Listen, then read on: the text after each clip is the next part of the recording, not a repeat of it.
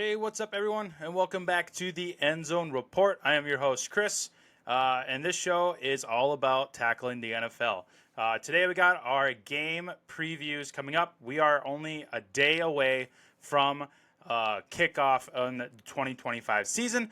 Tomorrow, we have the first game of Week 1. It is Philly versus Dallas, and I'll be going through that matchup along with the rest of the Week 1 slate. Before that, though, I'll be going over some news items that has happened since the last recording, as well as a news segment coming to the show. I'm very, very excited to announce that new segment coming up in just a few moments. A couple announcements at the top of the episode. You can watch the show every week on youtube.com/TheEndZoneReport. You can also listen to the audio version on Spotify. Check out the social media pages as well. I post a lot of episode arc once those are released, as well as announcements and news and other cool items. So go ahead and follow those pages on X, Instagram, and Facebook. It supports the show a lot. And hit that subscribe button on YouTube or the follow button on Spotify. It helps the podcast grow and reach many other fans out there. I think that's pretty much it for announcements. So let's head over to see what's up with the NFL.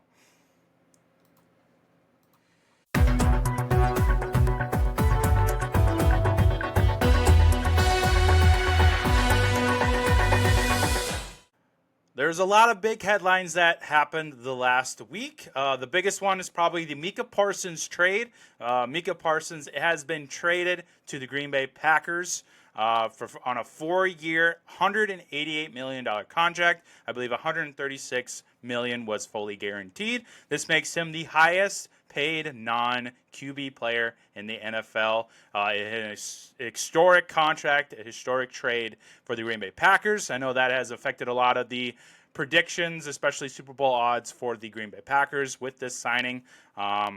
Cheers to Micah on getting his bag of money and heading to a new scenery out in Green Bay. I can already hear the Vikings fans, Bear fans, and Lions fans trembling a little bit in their boots. But this should make the division in the NFC North even more exciting. I talked about it on last week's episode. This division, as well as the AFC West, are the two divisions that I will be keeping a close eye on because there is just some exciting players in those divisions. And now with Micah Parsons joining the NFC North, it makes it even more interesting. So kudos to Parsons on getting his bag of money.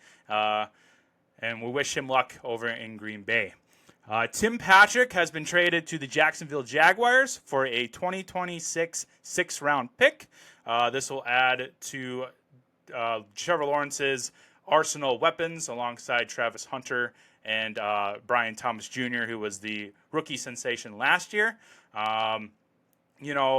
With Gabe Davis leaving, that kind of left the third wide receiver spot open. And Tim Patrick, former Bronco, he had some spurts in him. So we'll see what he's got with Jacksonville this year. Another really big headline was Adam Thielen was traded to the Minnesota Vikings. Adam Thielen is coming home to Minnesota along with a 2027 sixth-round pick. And then Carolina received in return a 2026 fifth-rounder and a 2027 fourth-rounder. There's been also headlines that Adam Thielen took a pay cut to be with Minnesota. That ranges anywhere from $4 to $6 million, depending on which source that you want to reference.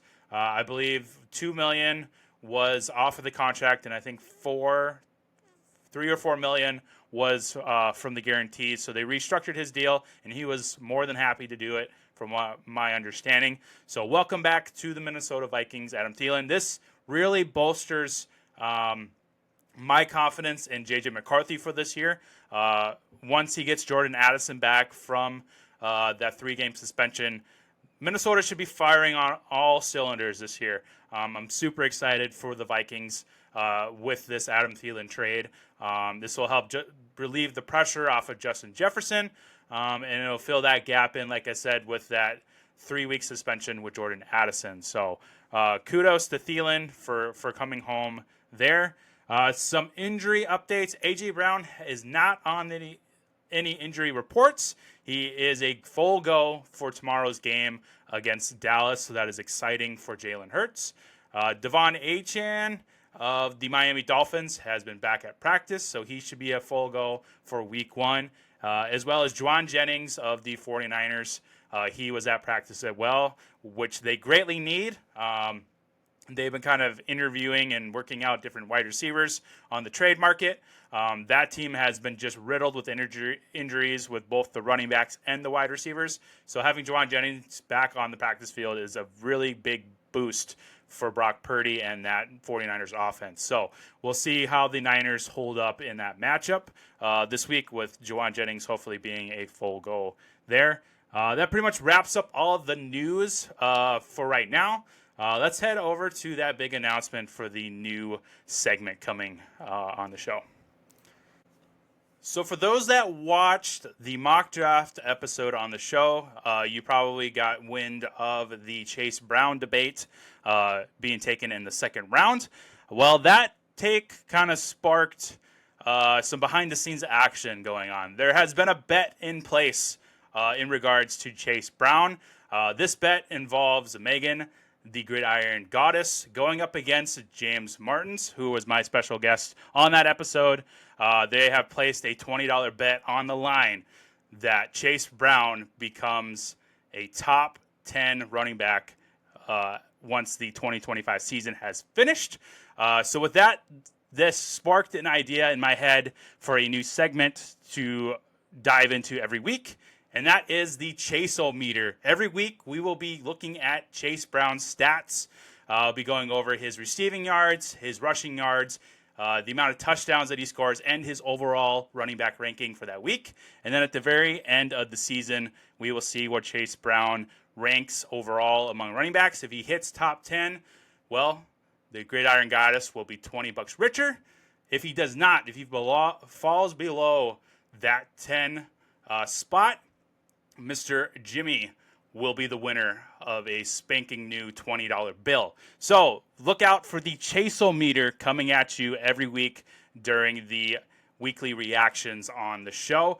I'm very excited for this brand new segment. The things that have been happening behind the scenes with that mock draft has been just insane, and I appreciate the content that was created out of that mock draft. So I am excited to follow Chase Brown during the 2025 season. I cannot believe I'm saying that right now, but we're going to have some fun with this Chase-O-meter. So be on the lookout for that every week. Let's head over to the weekly preview for week 1.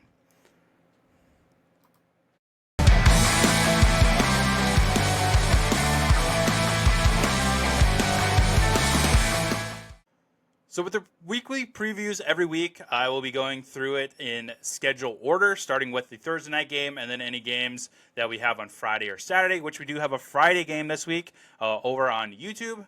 Then we'll go through the Sunday slate, noon at 3 o'clock, and then the Sunday night game, and then finish off with the Monday night game. Sometimes we'll have a doubleheader on Monday nights, so that is always exciting to see. 2 games. But kicking us off will be the Dallas Cowboys headed to Philadelphia to face on the division rivals, the Eagles, on Thursday night. This looks like this is airing on NBC.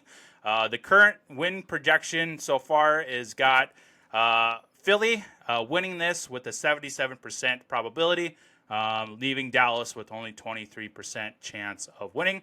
Now, with these weekly slates and the stats and all that, I am going off of the Sleeper app. That is where I get most of my news, my stat projections. I do all the betting on there, so the betting segment at the end of today's show will be through the Sleeper app. If you're not familiar with the Sleeper app, I highly recommend it. It is very user-friendly. I do all of my fantasy football through the app, do all my betting through there, and all my picks through there as well.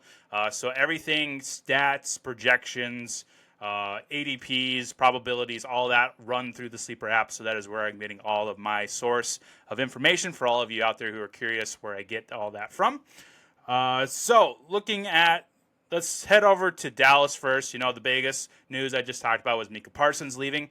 So that really hurts that defense. But that just means that Dak Prescott is going to have to sling it. They've recently got George Pickens off of the trade market, which really bolsters Prescott. They're going to have to throw the ball a lot against Philly. That running back room is not very confident. You got Javonte Williams coming in from Denver. You got Jaden Blue, who's banged up, the rookie. And then you got Miles Sanders, old man Sanders, in the backfield as well with Javonte. But what really is going to excite me about the Dallas offense is going to be that connection between CeeDee Lamb and Dak, along with how George Pickens kind of mixes in there. I think Jake Ferguson, the tight end, is going to be very much involved as well. So there are weapons for Prescott to use, but it's going to really depend on that defense, on how much they can hold back that Philly offense and how much is going to be put on Prescott's plate. When healthy, Prescott has shown that he can be a top 5, top 10 QB throughout the whole year. So I am not worried at all with that offense. Is going to be similar with the Bengals when we talk about that matchup. That entire team is going to be on Joe Burrow's back in that offense. That defense is just one of the worst in the league, and I won't be surprised if Dallas ends up at the bottom as far as defense rankings as well. So all eyes will be on Prescott and that offense in this game. Switching over to the other side of the ball, we have the same cast of characters for Philly. Jalen Hurts, doing the tush push again. I got to imagine we're going to get at least one tush push in this game from him. Saquon Barkley coming off an historic year last year. The running curse story this year is, he was on the cover of Madden 26. So will he not only regress, but will he get injured? When he was with the Giants, he was notorious for getting injured every often. So we will see how he kind of repeats his historic run last year. A.J. Brown is back and ready to go. Devontae Smith seems to be healthy. I know Dallas Goedert's a little banged up as well, but he should be a full go on that offense.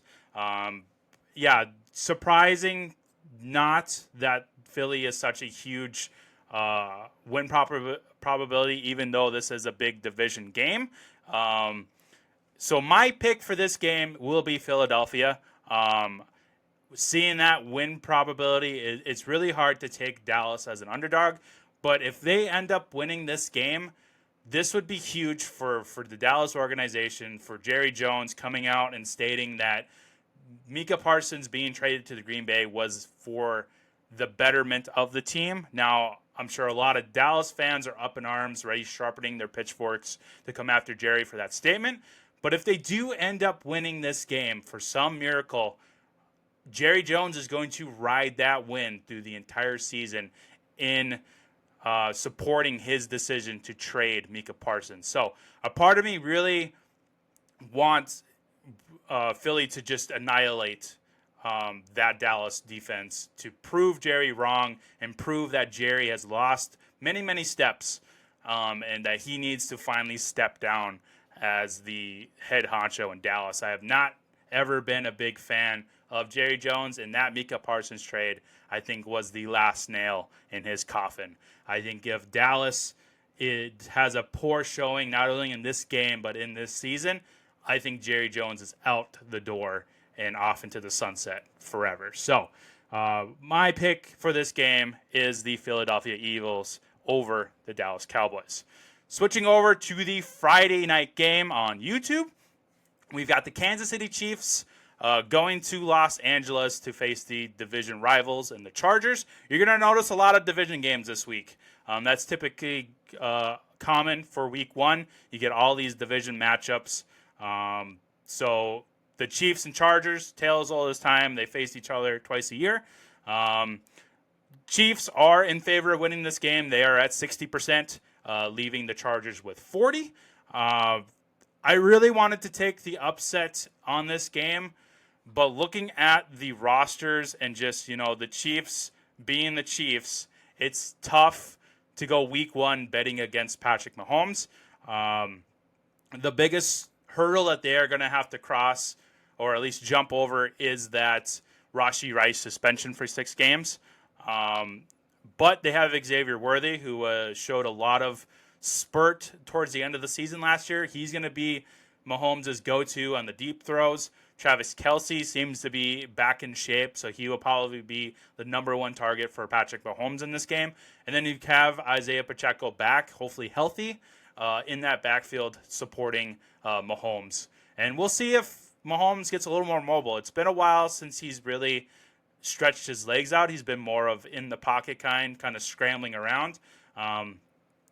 If Pacheco can't seem to get the ball moving, I wouldn't be surprised if Mahomes starts going hero ball and just running through people just like Josh Allen and Lamar do. But I am pretty confident that I think Mahomes might have a bounce back year. I know during my division breakdown for the AFC West, I do have the Chiefs slipping down to third in that division. But I think Mahomes himself will have a better year as far as fantasy and stats-wise. So we'll see what Mahomes does with all that deep ball talk. You know, if you haven't been following the training camp for the Chiefs, they have really emphasized the need and want to get that deep ball moving. And that, I think, is where Xavier Worthy is going to be very, very valuable, not just in fantasy football, but in just the league in general. So eyes will be on Patrick Mahomes and see how the Chiefs bounce back from that loss in the Super Bowl against Philly. On the other side of the ball, we've got Justin Herbert leading the charge in the Chargers. He's got Ladd McConkey. He's got Keenan Allen back during the trade market. Rookie Trey Harris seems to be a little banged up, but I think he's off the report now. So we'll see how he does in this offense. Amarian Hampton seems to be the locked-in RB1 for the team. Najee Harris has been moved up from injury, but I think he will be taking a back seat in his first game with that eye injury that he took this during 4th of July weekend. But I'm very excited to see the Chargers. I think they are going to do a lot of damage to that Chiefs offense with all these weapons, and I think they're going to have a really good run this year in that AFC West. So my pick for this game is the Chiefs. It's tough to go against that 60% win probability and kind of betting against Patrick Mahomes in week 1. But I wouldn't be surprised, honestly, if the Chargers end up winning at home on week 1. For my picks, I'm just kind of playing it safe for this one, and I'm going with the Kansas City Chiefs just to see how they bounce back from that Super Bowl win. So we're heading into the noon games on Sunday. The first one we've got is the Tampa Bay Buccaneers headed to Atlanta to take on their division rivals, the Falcons. Tampa Bay is currently at 55% win probability, leaving Atlanta at 45%. This one is another one where I was tempted to take the underdog in Atlanta, but with the Darnell Mooney injury and the unknown around Kyle Pitts and how they'll use him, it's tough to say. You know, I believe in Michael Penix. I think he's going to continue what he did last year towards the end of the season. I think he's going to have a great chemistry with Drake London this year. I think Bijan is going to be a dominant force on the ground this year. I wouldn't be surprised if Bijan ends up being the running back 1 this year. I really like him. I think they're going to lean on him a lot. You know, they still got Tyler Algier back there to support him. I'm really curious to see what they end up doing with Kyle Pitts. I really like Kyle Pitts as a player. You know, he just hasn't been involved enough to get over that slump since his rookie year of getting 1,000 yards, and that has been kind of his story the last few years. But I think this year is where he breaks that curse. I think he gets back to where he was at his rookie year. I think he gets super involved, especially with the Darnell Mooney injury. Let me take a look to see what the most recent update is on him. He was limited at practice today, so there is a chance that he will play on week 1. But will he be a full go is really up in the air. So I think the 3 pieces to watch out for is Drake London, Kyle Pitts, and then Bijan, of course. Switching over to the other side, we have Baker Mayfield coming back with the Bucs, looking to build on their success over the years. They are suffering a lot of wide receiver injuries. Chris Godwin, of course, is going to probably be missing the first 4 to 5 weeks. Their rookie sensation, McMillan, is definitely on the IR, so he will miss minimum the first 4 games, which leaves Mike Evans and Emeka Ibuka, the rookie that they took this year's draft, as well as I think they got Sterling Shepard on that roster still. And then they have Tez Johnson, who is another fellow rookie alongside Ibuka. Cade Otton seems to be healthy, so I wouldn't be surprised if he is highly targeted in this first few weeks from Baker Mayfield. He was kind of a surprise tight end snag in fantasy last year with how much he was involved with since Chris Godwin went down. Bucky Irving is back as the lead running back for this team. I'm going to assume he's going to be heavily involved both in the running game and the passing game with the wide receiver injuries. So I'm going to take the Tampa Bay Buccaneers in this one, even though they are suffering a lot of wide receiver injuries. I think with the Baker-Mike Evans combo alongside Bucky running, I think they can overtake Atlanta. But this is another one where I consider taking Atlanta over Tampa. But I just, for the life of me, I just can't take Baker Mayfield and picking over Baker Mayfield with Penix. I don't think Penix is quite there yet. I think by the end of this season, he will be, in talks of maybe even a top 15 quarterback. I think losing Godwin really hurts him in this game. I mean, not Godwin, Darnell Mooney, excuse me.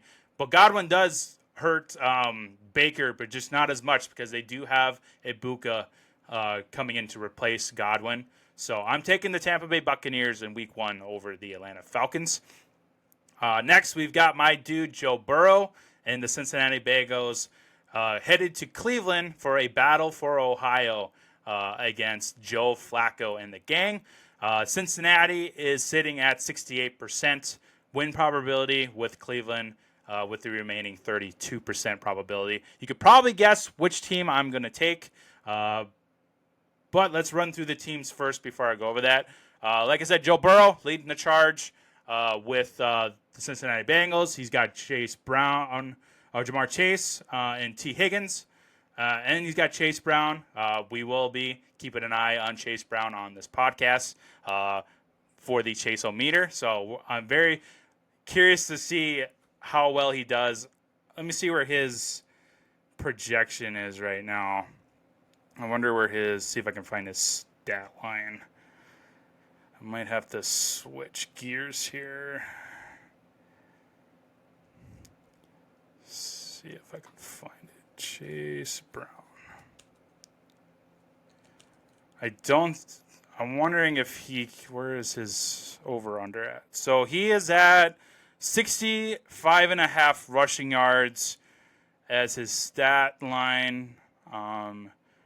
With 19.5 yards for receiving. So I think if I were to bet that, I would take the over on the 65.5. I think he could easily get 80 to 85 yards on the ground with, maybe 20 receiving yards in this. Like I said with Dallas, Cincinnati is going to heavily rely on the offense for the Bengals. That defense is just horrendous. I know they signed Trey Hendrickson to that extension, but that's still not going to be enough for this defense.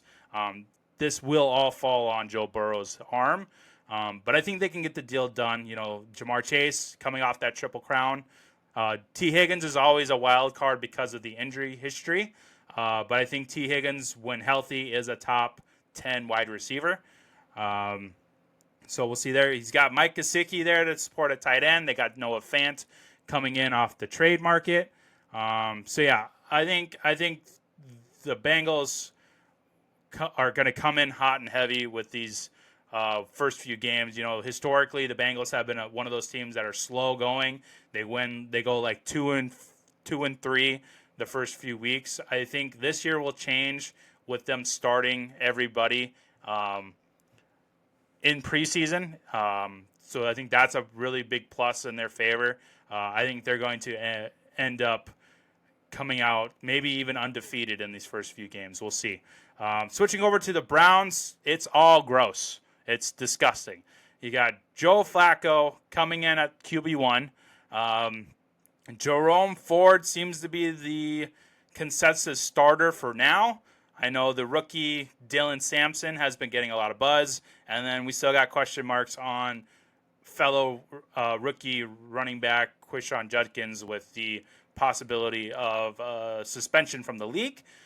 Even though that the charges were dropped for that domestic abuse, that still does not erase the suspension from the league. I believe the league minimum for those type of charges are between 3 and 6 games. So at the very least, he's more than likely going to miss the first 3 games. And he is still unsigned. He has no contract. He has no ties to Cleveland, which is very, very interesting that he is going as high as he is in these fantasy drafts, even though he is not currently signed a contract with Cleveland, which is bizarre. Jerry Jeudy is back as the wide receiver 1. Cedric Tillman is healthy and ready to be the second target for Joe Flacco. We got David Njoku, their star tight end, healthy and ready to go. He is going to get peppered with targets in this first week against that Bengals defense. But I don't think it's going to be enough because I am taking, surprise, surprise, the Bengals in this one to win the game. That 68% is just too hard to bet against. I'm sure there's a world out there where Cleveland wins this game. I just don't see it. Like, with the amount of talent on the Bengals offense, I just can't see the Bengals losing this game against Cleveland. I know Myles Garrett in that Cleveland defense still likes to get tough, especially in these division games. But I have a hard time seeing anything other than a Bengals win here in week 1. Next, we've got the Miami Dolphins heading into Indianapolis to take on the Colts. And this is the one where I struggle with because looking at the probability on Sleeper, it is literally 50-50. You can flip a coin for this game, and that does not excite me at all. You know, I'm kind of jumping ahead, but the Bills and Ravens game is 50-50. That's exciting when it's 50-50. This is the opposite of exciting. This is disgusting, and this makes it very difficult to pick. But I did end up taking a winner here. We've got the Dolphins with Tua once again. The big storyline with him is going to be, can he stay healthy? Can he avoid those concussions? Tyreek Hill is a little banged up still with the calf and the oblique, but he's a player to watch out for in the Miami Dolphins. He is a possible midseason trade candidate. There's been rumors circulating that the Chiefs could be grabbing him if they start falling in wins because of the Rashee Rice suspension. But in camp, the storyline seems to be that Jalen Waddle is the wide receiver 1 for this team, which is great because I really like Jalen Waddle. I think he's going to have a really good year this year. And he's going to be very, very helpful for Tua if Tua can stay healthy. This team hinges on the health of Tua. I'm not the biggest Tua fan, but when he is healthy, he does the job. He gets it done. He puts them in positions to win. So they are going to need to protect him at all costs and to avoid those concussions. Devon Achane is back, like I said in the news segment today. So he will be kind of the engine on this offense. They're going to be handing him the ball a lot. They're going to be throwing to him. He's going to be really involved. Darren Waller came out of retirement for this team. And we will see how much involvement he will get in this first week. We'll see how good in shape he is after that retirement. So, very exciting. Switching over to the Colts, Daniel Jones did win out that camp battle as QB1, so he will start the week at quarterback for the Colts. Jonathan Taylor is healthy. Similar to Devon Achane, he will be the engine in this offense. They're going to hand him the ball a lot. They're going to dunk the ball to him as much as they can. Tyler Warren is the one that I'm going to keep an eye on, though, because I really like Tyler Warren. I like his involvement in the preseason. I like all the camp buzz that he's been getting. He will be probably the number 1 target for Daniel Jones, followed by Michael Pittman and Josh Downs being those deep threats at wide receiver. So my pick for this matchup is the Miami Dolphins. I think with Achane healthy now, with Tua just bombing it to Tyreek and Waddle, I think they can overcome the Colts in this game, and I'm picking the Dolphins to win this one. Next up, we've got Carolina Panthers taking on the Jacksonville Jaguars in Jacksonville. Jacksonville is favored to win at 62%, leaving Carolina with only 38%. Bryce Young, showed some spark at the end of the year last year. He did lose Adam Thielen, and Jalen Coker is on IR, so he is hurting for targets. But they do have Ted McMillan, the rookie wide receiver that they took in the first round this year. Xavier Legette is going to have an opportunity to be a pivotal role in this offense. And then with Coker going on IR, they did sign Hunter Renfrow to the team, so he will be another target for Bryce Young. Chuba Hubbard had a great year. I think he's going to be one to keep an eye on for fantasy. He is going to get a lot of opportunities here. Rico Dowdle behind him. Doesn't pose much threat, so I think he's going to just be a workhorse back again this year. Carolina, I'm excited about. I don't see them winning this game. I did pick Jacksonville for this matchup because of the weapons on the other side of the ball. We got Trevor Lawrence ready to prove himself. This is going to be a prove-it year for Trevor Lawrence. If he does not succeed or show any superstardom this year, I can see a world where he is not a Jaguar in 2026. I think this will be his last opportunity to show that he is this organization's QB. And I think he can get there with Brian Thomas and Travis Hunter, who seems to be going to be on the offense more than the defense. That was a big story at camp this year. I think the last report I saw is he was going to play 80% of the offensive snaps. So he will be a great target for Trevor Lawrence. Travis Etienne looks like to be slated as the RB1, but I think he's going to get some splits with Tank Bigsby. As long as Bigsby stays healthy, he has been injured in the past. So it's really going to be a 50-50 split there. And then we have Brenton Strange taking over at tight end since Evan Ingram went to the Denver Broncos. So, like I said, I did take the Jacksonville Jaguars in this matchup. Next, we've got the Las Vegas Raiders taking on the New England Patriots. This is a little closer of a matchup. We've got 58% win probability for the Patriots, leaving the Raiders for 42%. This is my first upset of the week. I did take the Las Vegas Raiders to win this game. We've got Geno Smith coming in from Seattle, Pete Carroll coming in at head coach. They have superstar Ashton Genty in this year's draft at RB1.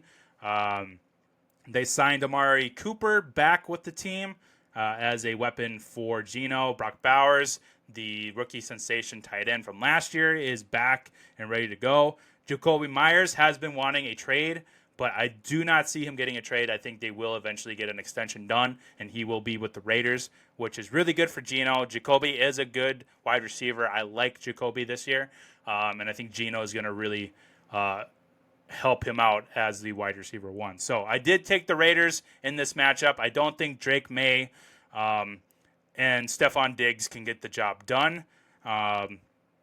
I think Trevion Henderson, the rookie, is slated as the RB1 for this game, but we will be getting some Ramondre Stevenson. Looks like he is still a little banged up, but we probably will get him involved. Stephon Diggs is banged up as well, but he should be a full go in week one. Looks like he doesn't have a snap count on him, so he will be full go. They still got Hunter Henry there at tight end. So I am going with the Las Vegas Raiders for my first upset of this week's slate. Next up, we got the Arizona Cardinals taking on the New Orleans Saints. You can probably guess who I took here. I am taking the Arizona Cardinals here. I think New Orleans is just going to be a dumpster fire, just like the Cleveland Browns this year. They're going to be fighting for that last spot in the NFL, I think. Arizona, they got Kyler Murray back. Marvin Harrison's back. Michael Wilson's back to go. Their tight end superstar, Trey McBride, ready to go. James Conner is kind of the engine that could through this offense. He is healthy once again, but they do have Trey Benson if he ends up getting injured like he does every year.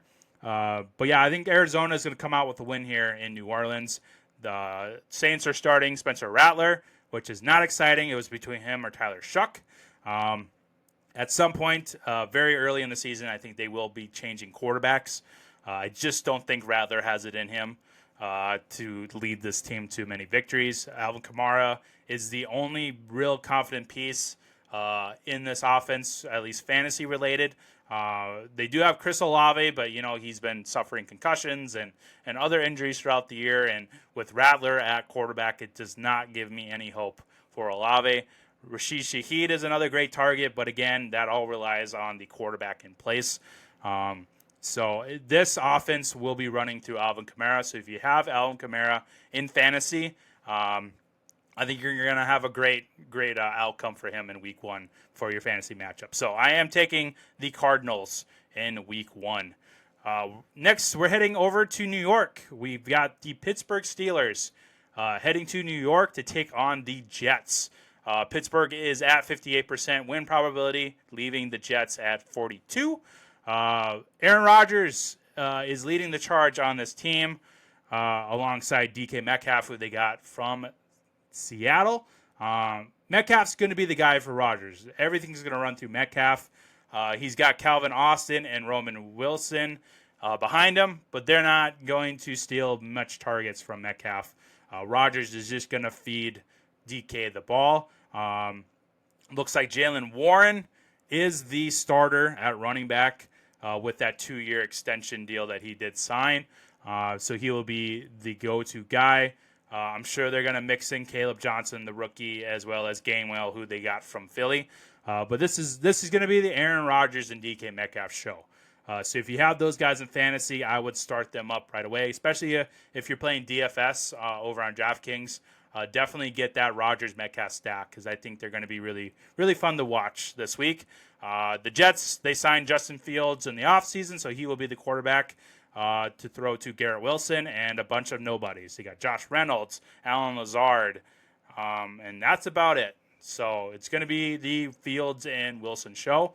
I'm very excited about the rookie tight end, Mason Taylor. I think he'll have a slow start in this offense, but I think as the season progresses, he'll get more and more involved in this offense. And then we got Breece Hall, so we'll see.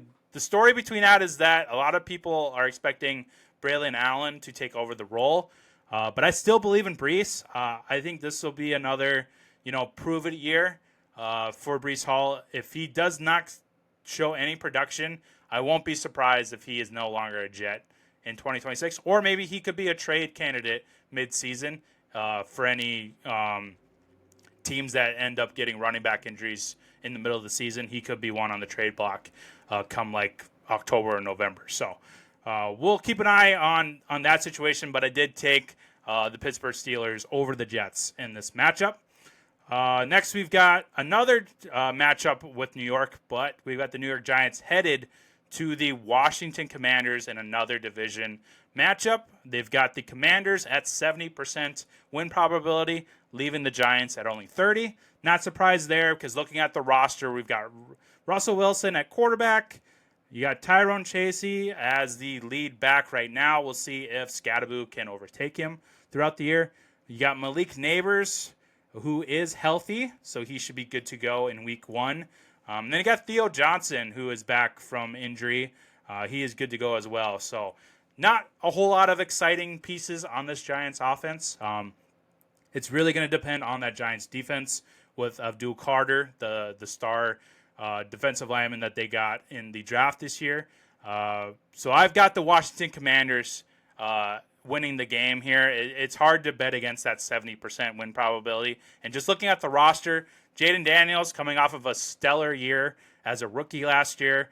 Austin Eckler is the lead man in charge with that Brian Robinson Jr. trade to the Niners.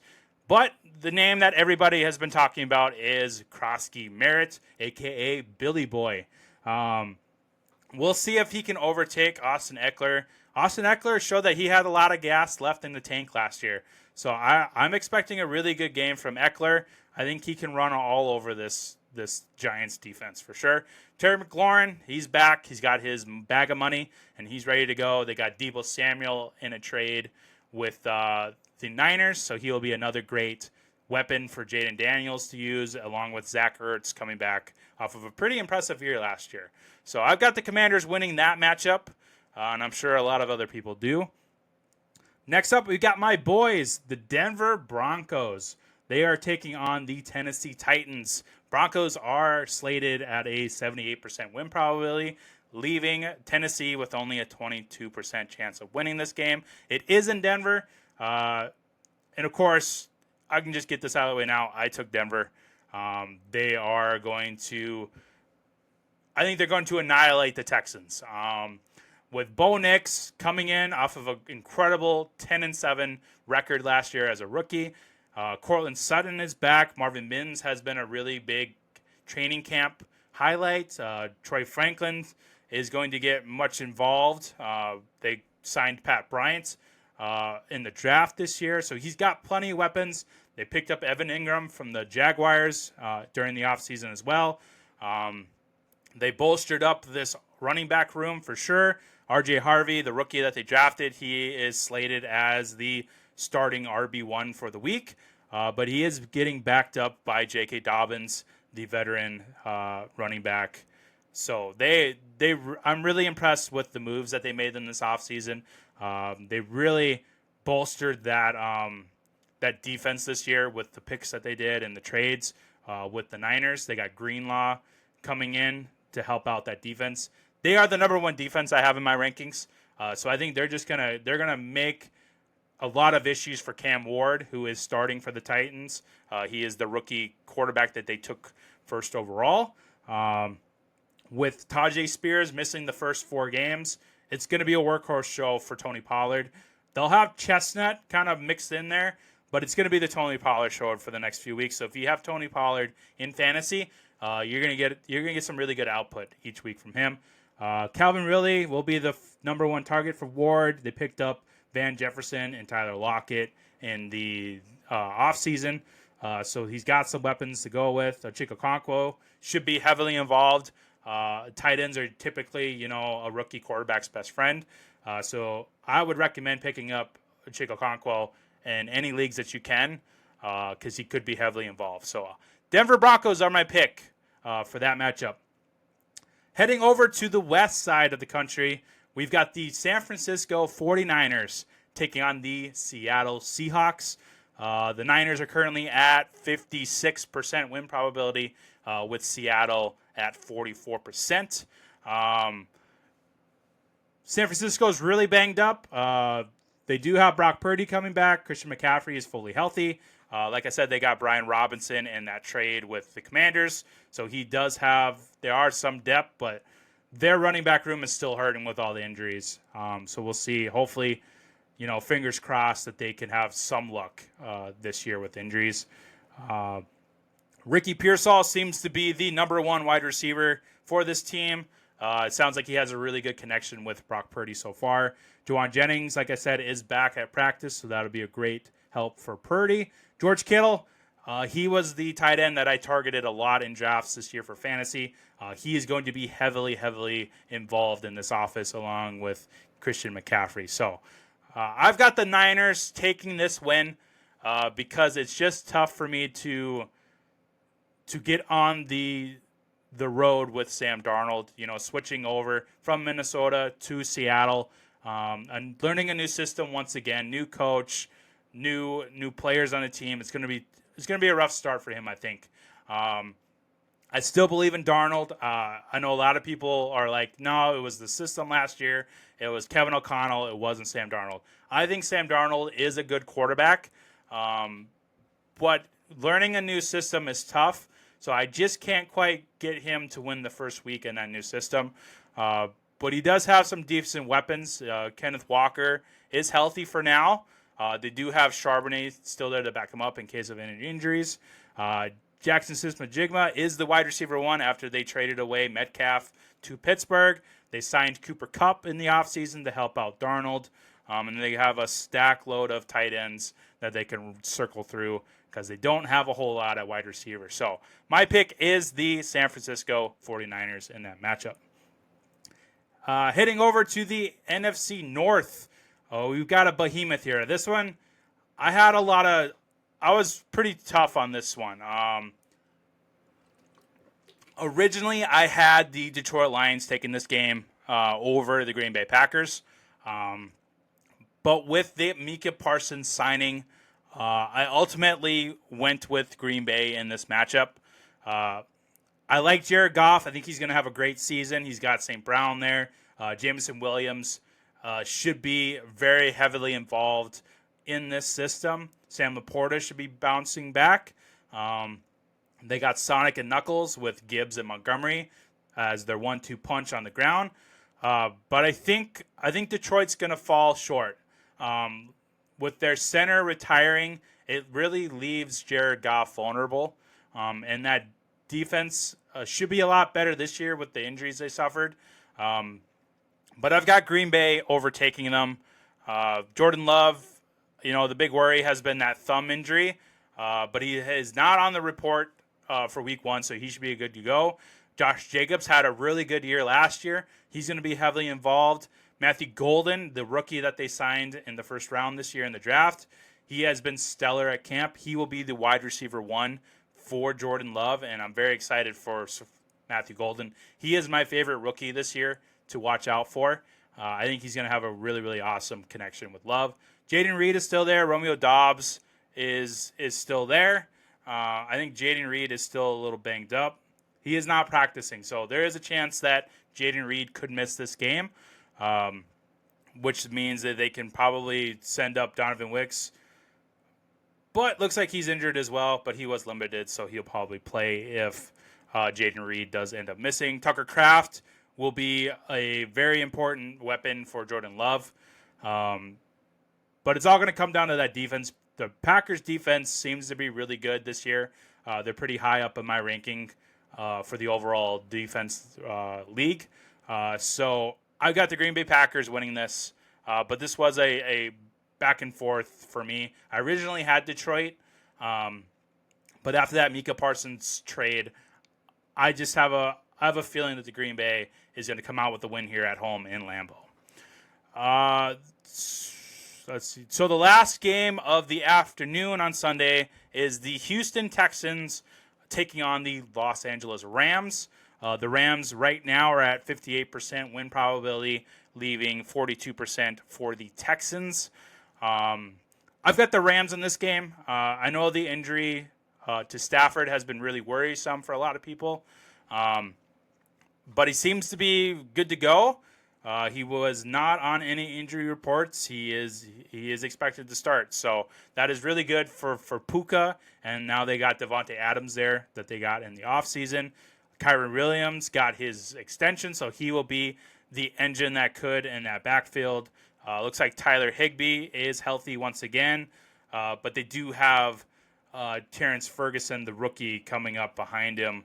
Maybe he even overtakes him there. With all the injuries on the Houston Texans, that's why I have them losing this game in week 1. I am excited for Stroud to bounce back after kind of a sophomore slump last year. But that running back room is not great. Losing Mixon hurts this team, and there's even a possibility that Mixon doesn't play a single snap this year. And I don't think he will be with the team next year in 2026. So it looks like they got Nick Chubb as the running back 1. They got him from the Cleveland Browns in this offseason. Then it's just a hodgepodge of backups here. They got Pierce and Marks behind him. Nico Collins will be the go-to for Stroud, but they did pick up Christian Kirk in the offseason from the Jaguars, so that'll help a lot. They've got a couple of rookie wide receivers in Higgins and Noel. So that's really encouraging for Stroud. Dalton Schultz is back, so I got to imagine he'll be heavily involved as well. So I got the Texans losing this, though. This is a lot closer than I thought it was going to be. But I got the Rams winning this one for sure. Heading over to Sunday Night Football is Baltimore Ravens going to Buffalo to take on Josh Allen and the Bills. I already teased this before, but this is at 50-50. You can literally flip a coin. But I didn't have to flip a coin with this. I am going with the Baltimore Ravens. I believe in Lamar. I think he's going to have another great year. I think there's a very, very high probability that the Ravens will finally make it to the Super Bowl with Lamar. I would love to see Lamar get a ring finally. He more than deserves it. Derrick Henry is back and ready to go. Zay Flowers is healthy. Rashad Bateman is healthy. Mark Andrews will be the tight end one with the Isaiah Likely injury. But yeah, I think Baltimore is this is gonna be a shootout. This is my matchup of the week, and I'm very excited for this Sunday night game. But I do have the Ravens taking out Josh Allen in week 1. It's tough with these weapons. Somehow Josh Allen finds a way to do it. But I mean, you got Khalil Shakir, who I think he's not banged up anymore. But you got to watch out for that ankle. Keon Coleman was banged up last year. He's still dealing with a groin injury right now. Dalton Kincaid hasn't really shined as much as we really wanted to. And there's even a chance that he is in a rotation with Knox again. So it's really going to be James Cook running the ball 100 times again and Josh Allen going superhero mode. Even though I picked the Ravens, I wouldn't be surprised that the Bills end up maybe winning this game out at home. But I feel more confident in picking Baltimore, so that is where I'm going with in my matchup of the week is Lamar and the Ravens taking out Josh Allen and the Bills in week 1. So we got our final matchup, Monday Night Football on ABC. We've got the Minnesota Vikings taking on the Chicago Bears. The Minnesota is in favor with 53%, leaving 47% for Chicago at home. I'm very excited about the Minnesota Vikings this year. Getting Thielen back helps J.J. McCarthy a lot. Justin Jefferson, let's take a peek here. He was dealing with that hamstring. He is back at practice, so he should be good to go for week 1. Adam Thielen seems to be cleared of everything through that trade. There's a possibility that he starts as early as Monday, so we'll see. There shouldn't be any holdups with like physicals or anything like that. They are going to need him with that Jordan Addison suspension these first few games. But TJ Hawkinson is back as well at tight end, and he will be heavily involved with McCarthy. I'm looking at McCarthy, just like everybody else, as a rookie. This will be his first game that he will start in the NFL with missing the entire year last year. He's got Aaron Jones and Jordan Mason to help him out in the backfield. But I have confidence in McCarthy that he can pull out a win here in week 1 against Chicago. Caleb Williams, we'll see if he can bounce back from kind of a disappointing year last year. DJ Moore is back. Roma Doomsday is back. They picked up Luther Burden in the draft this year to round out that wide receiver core. DeAndre Swift is back as the lead guy. I know there's been rumors, with Ben Johnson coming in, will Roshan Johnson kind of take into that Montgomery role? But he's banged up with a foot injury, so I got to imagine DeAndre Swift will be a workhorse until Roshan is fully healthy. Colston Loveland I really like. That's another rookie I'm going to be looking out for this year. He will be a really good dump-off target for Caleb Williams.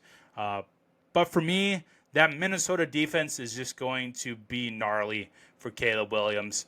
Like, Minnesota is the number 2 defense on my ranking. And I think they're gonna have fun making Caleb really uncomfortable and really not great in this game. So I've got J.J. McCarthy winning his first start in the NFL on Monday Night Football. So those are my picks. I will post those on social media, and I'll be going through these every week on the podcast. So to finish up today's episode, we're going to go over my parlay that I have set up for week 1.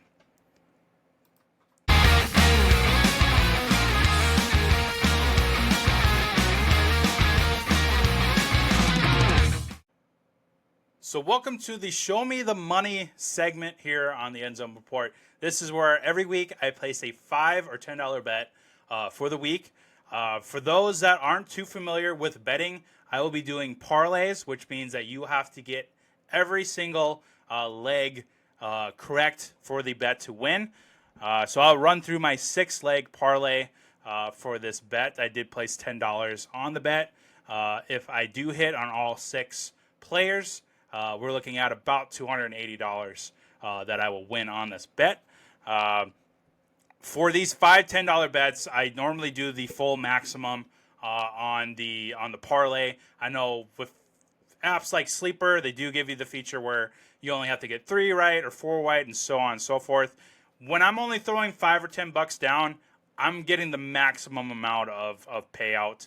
So I'm going with the full 6, and I'm forcing myself to hit every 6 of these in order to get that winning. So running through this real quick, I got Justin Fields. I'm taking the under on his passing yards. That line is at 171.5 yards.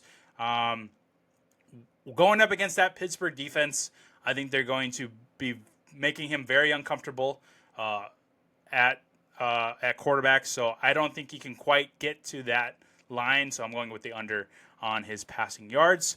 DK Metcalf, I am going on the over on his receiving yards. That line right now is at 56.5 yards. I think him and Rodgers, that's going to be the show in that matchup. So I wanted to get Metcalf in this parlay somewhere. It was between the anytime touchdown and the receiving yards. I even considered the receptions. But I think going with the yards here and with the line only being 56.5, I'm going to take that over every day of the week.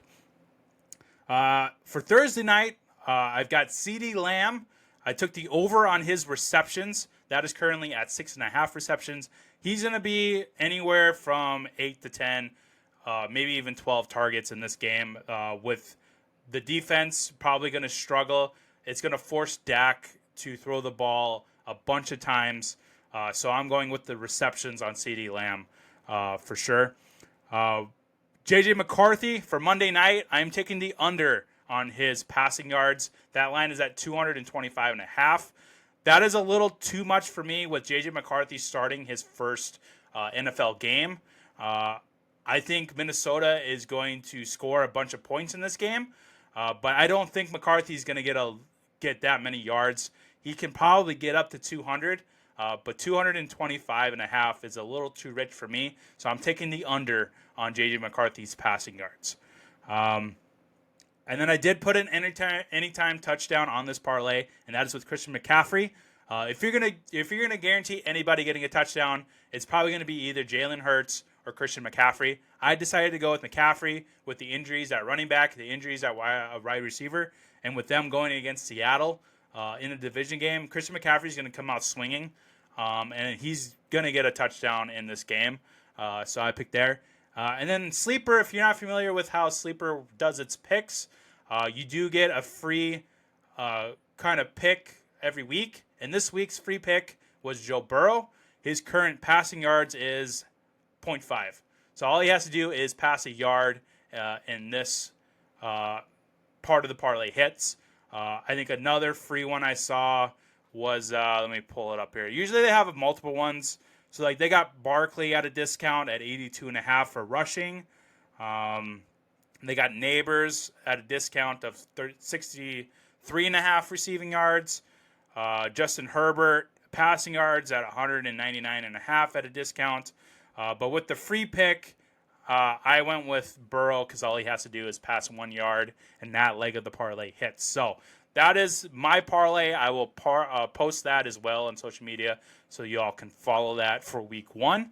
That's going to do it for today's game preview. On the next episode, we'll be doing the week 1 recap and then looking ahead to week 2 and going through all those matchups. So I will see you all later, and don't forget to keep an eye on Chase Brown's stats this week because we will be following up with the Chase-O-meter in next week's episode. So see you all later.